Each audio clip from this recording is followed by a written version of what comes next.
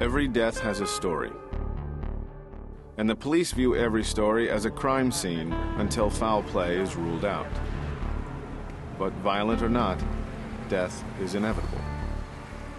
In a city like New York, many people live alone.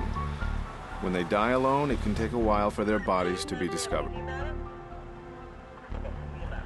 Decomposition is quick. In just 2 days, race and gender can become unrecognizable. It's quite a job to clean up. Worse, it could be lethal. You always want to assume that whatever you're cleaning up is infected with everything. Make it the worst case scenario. Every body fluid, if you will, has something in it, so you want to protect yourself and others against that.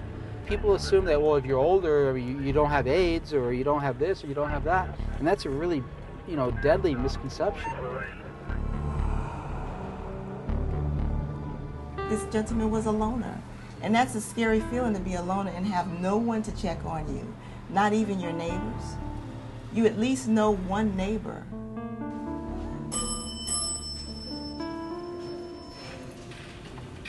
Wanda Clemens and her son Sean never met their upstairs neighbor. It's like a fancy little tea. One morning, they had a rude awakening. Saturday morning, when I got up, I went to the refrigerator to get something to drink. And I looked up, and I saw the blood coming down. But at that time, I didn't know what it was. I followed the trail down, and when I saw the bottom, I knew definitely that it was a problem. And the first thing I said was, it was blood. Because that's what it looked like once I saw it actually behind the counter, in the ashtray, on the wall and everything. I was like, oh, this is blood. And it had a horrible odor. Horrible odor. Just feet above Sean's head, a drama played itself out. The week before, their neighbor passed away unnoticed. The body followed a script all too familiar with the medical examiner.